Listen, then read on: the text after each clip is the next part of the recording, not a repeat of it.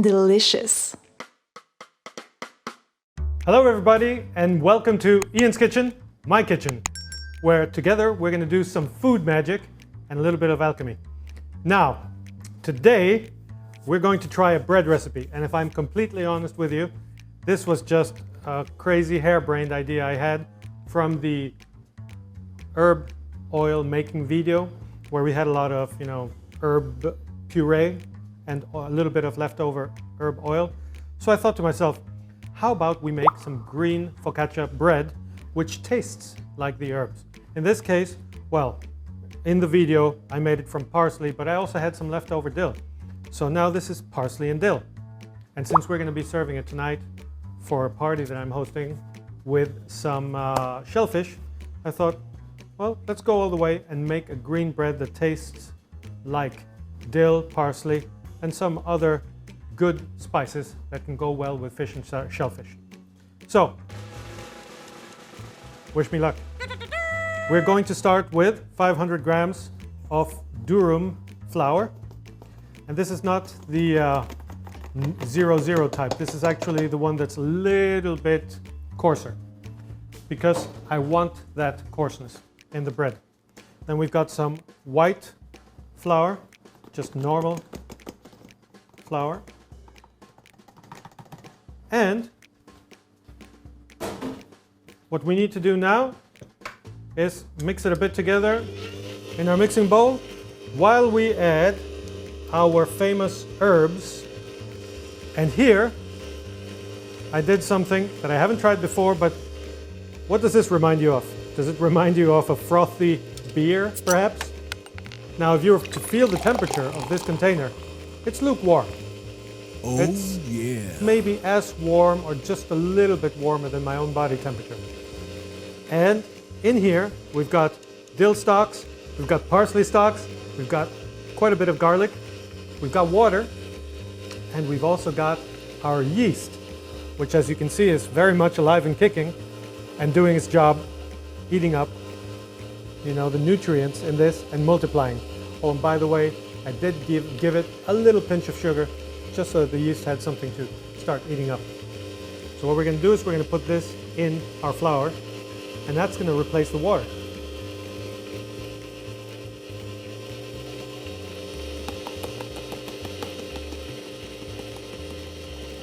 Now, we have to look at the bread and see, if you can catch this here, see how it's starting to work. One pretty amazing thing is that I can smell all those herbs coming up. Now, one thing I don't like about this machine is that it always doesn't always catch the bottom, but we'll see how it goes.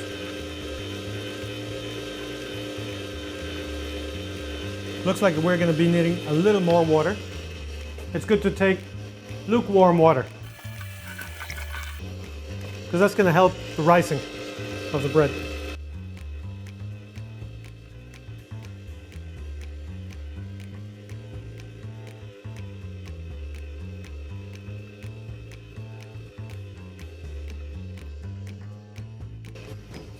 Now, another thing that we want in our bread to make it a tad more interesting is olives.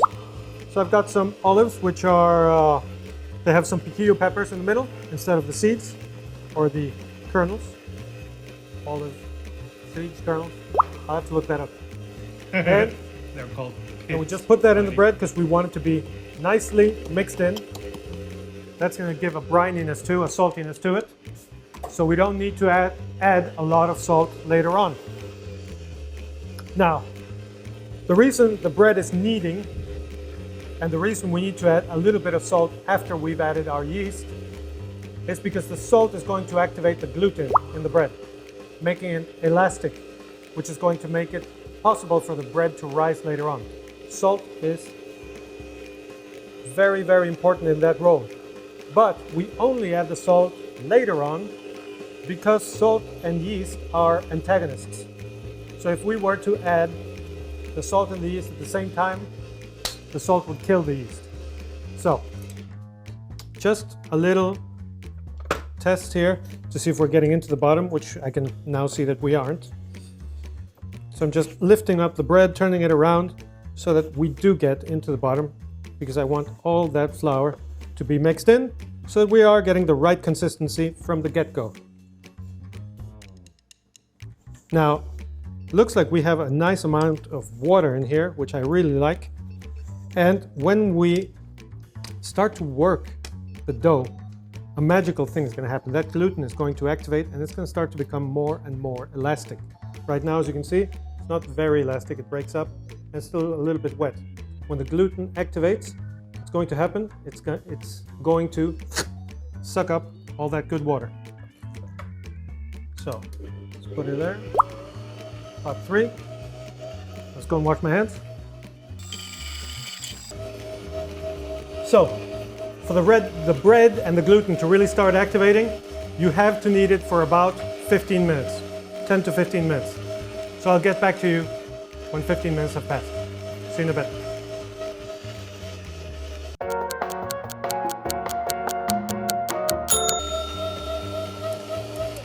Okay, now this baby has been kneading for about 12 minutes and something pretty interesting has happened. The gluten is activated, but it's become a very elastic dough. And then one thing that tells me that this is pretty much ready to go is that when I touch it, it doesn't really stick to my hands. There is a little bit of stickage there, and that is mainly the durum flour, which needs to absorb more water. So what that tells me is I do have a good amount of water here. That durum is going to keep on absorbing, and it's actually going to do it while the dough is rising. Hopefully. I told you this is an experiment though. So take some of this green oil that we're going to put on the top, and let's get this dough out of here and into my form. Now, a lot of Italians say that it's enough to have oil inside your baking form. And I would tend to agree, except for the fact that every time I've listened to them, I end up having a bread that doesn't want to come out and leaves the bottom inside the form. So the way I've solved that problem is I line the form with baking paper and then put some oil in the bottom so that I can be sure that the bread is going to come out in the end. So what I'm doing now is I'm opening up the dough, flattening it out. Delicious. And you don't need to be very finicky about this right now, Tasty. but you will need to take care of the dough when it's rising. Okay? So you've got your dough there. Delicious. What you're gonna do now is generously cover it. So we got this done. Now we're gonna generously cover it with these dried herbs, and then later on with a little bit of sea salt. By the way, Jacob, do we have any sea salt left? Can I have it, please? Just come over here with it. Thanks, man. So, you have these ingredients here. Looks like I'm putting a lot, right? Thing is, this dough is going to expand, hopefully. That's my plan. And when it's expanding, it's going to get nice and airy. And then what we're going to do is just plunge our fingers into the pillowy dough, and then put the green oil on top and finish baking it. So we'll take it step by step. I know I'm getting a little bit ahead of myself, and I really have some expectations for this bread. So let's hope it turns out good. If not, this video won't be published, so who gives a shit? All right, so you start like this. Next thing you gotta do is, you don't want your dough to dry out, so you just put a nice cover on it. And my oven over there is drying some cherries. So it's going at a constant 80, well, actually right now it stopped because of the video, but it should be going at a constant 80 or 90 degrees. That means that I'm gonna have constant heat on this container, which is gonna make the dough rise. So I'll see you in about an hour or two when the dough has risen. 2 ore dopo 2 hours later. All right, a couple of hours have passed and our bread has expanded and risen a bit. It's nice and airy. I've been poking it a bit, which I realized I shouldn't have done, because normally I would do this with my fingers and then let it rise, but I don't think we've got the time to do that now, so I sort of stopped halfway. Remember, this is an experiment, so don't go around, hang me for this, because I'm figuring this shit out too. So anyway, we do have this olive oil with some herbs in it. Herbs, because there's an H, as the English would say, or herbs in American. And I think I'm going to put it over the top so that it's going into the bread as we are cooking the bread, just to add to that herbiness, like so. That's looking pretty amazing, pretty special if you ask me. And we're just going to spread it out a bit. Just remember not to hit your bread dough so it doesn't fall flat. So don't go around banging the form or anything, because you're going to end up with a pizza instead of a focaccia. Pizza! So I think that's looking good there. Let's not mess around with it anymore. And next thing we're going to do, we have the oven preheated at 200 degrees. So I'm going to put it in there so it puffs up a bit and it creates a nice crust, which we like. So what we're looking for here is a nice crust and an airy and beautiful, fluffy inside. All right? And we don't want it to be too high either. Give it a try.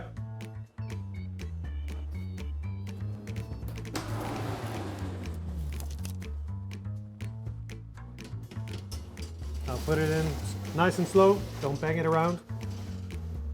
You don't want focaccia to die. It will die if you hit it. And so there we go. Let's see how that turns out. I hope it's beautiful. 30 to 40 minutes later. All right, ladies and gents, the moment of truth has arrived. Is this going to be a success or a monumental failure to be plastered all over the internet for posterior generations, never to be forgotten? I guess we'll find out. Oh. So that's not looking too bad. I've got my trusty heat gloves, but I can't feel the bread in that way. This seems to be done-ish. Could be a little more done on the bottom. I'm sorry, I don't speak Italian. Don't speak It's got a Italian? beautiful herby aroma. I think we're going to let this rest. Bread seems to be nice and finished. Let's turn it around and see what we're working with here. Let's see what we're working with, people. Oh boy. Now that ain't too bad.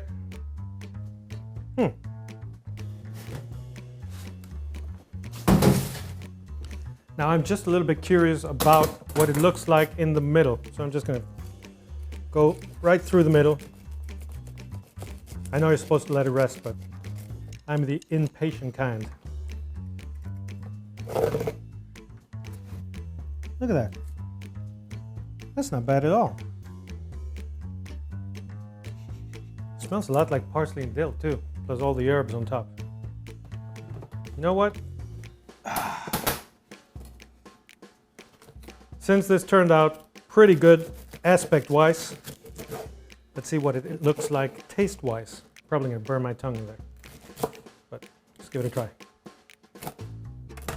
This is for the rest of you guys. Wow.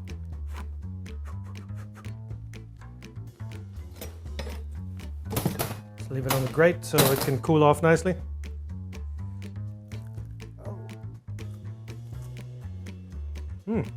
Wow. Delicious. You can really taste the fennel I put on the top, Tasty. followed by parsley, dill, and Sweet. black cumin. Oh, that's interesting. Delicious. Not bad at all, actually. Nice and moist, Spicy. crusty on the outside, nice and soft on the inside. I'd say that by all standards, this experiment wasn't a failure. Delicious. We can work on the thickness of the bread, but it's nice and airy. Tasty. Take a look. Yummy. It's a good structure to it. Sweet. Not bad. Delicious. I like it. Didn't turn out as green as I wanted it to, though. So, but I guess it changes in the oven when you superheat it. Or 200, 210 degrees. It's a nice green hue to it. All in all, nice piece of work.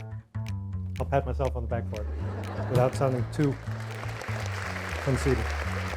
So, thank you very much for joining me on this episode. I'm glad it worked out. I'll see you on the next one. Love you guys. Bye.